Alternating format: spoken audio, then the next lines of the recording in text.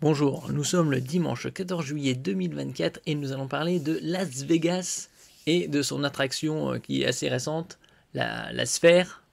Et nous allons voir combien il y a aussi de cartes graphiques qui sont connectées pour pouvoir l'animer. Cette attraction célèbre utilise 150 cartes graphiques Nvidia RTX pour fonctionner. Avec des centaines de milliers de panneaux LED qui comptabilisent des dizaines et des dizaines de millions de pixels.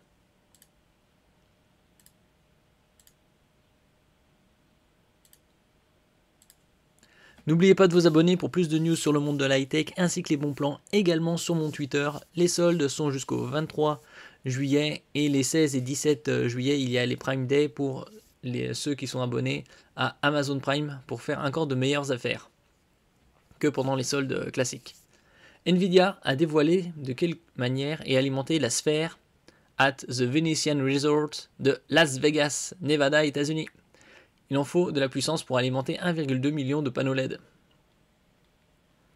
Ouvert le 29 septembre 2023, donc ça fait même pas un an encore, la sphère at the Venetian Resort, anciennement MSG Sphere, cumule les records mondiaux du plus grand bâtiment sphérique, 81 300 mètres carrés, et du plus grand écran LED. Nvidia vient de dévoiler les moyens mis en place pour alimenter les 1,2 million de panneaux LED sur sa surface extérieure, ainsi que les 16 écrans 16K qui tapissent l'intérieur du sol au plafond. Alors, rien que de voir ça de l'extérieur, ça se voit que c'est titanesque. Surtout ici. Comparé aux voitures.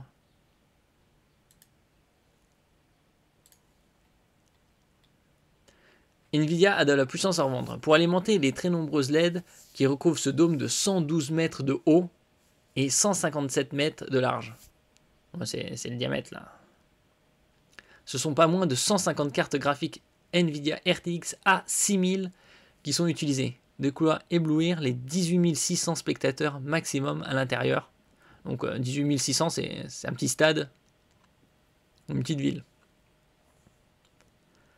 De la taille d'environ 3 terrains de foot, mais aussi les personnes à l'extérieur. Chacune de ces cartes dispose de 48 gigaoctets de VRAM. En comparaison, la RTX 4090 en possède 24.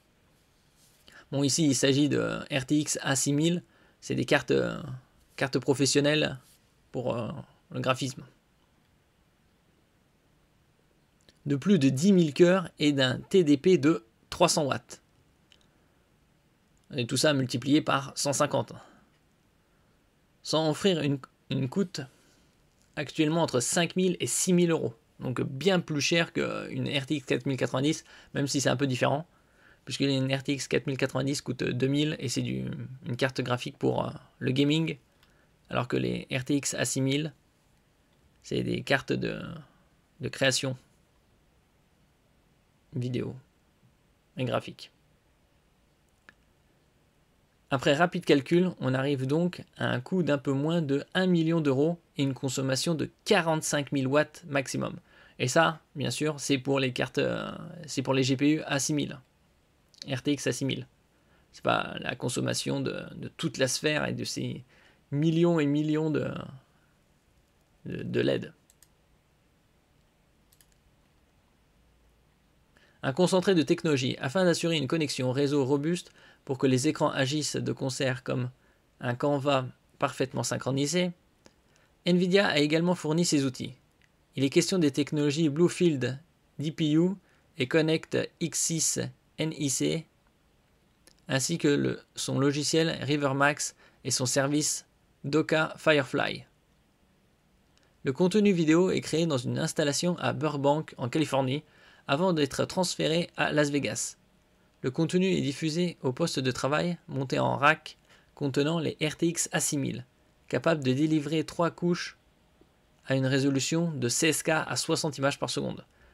Là, déjà une résolution très élevée, et une bonne cadence d'image.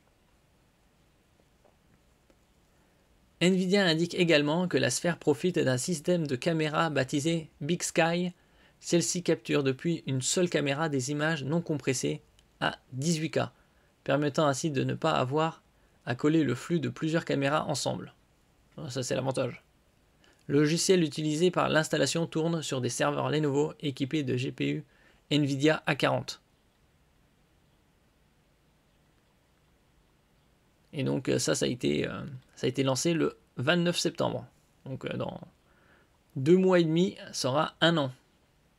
La super attraction de Las Vegas. Parmi tant d'autres, mais celle-là, c'est la plus spectaculaire.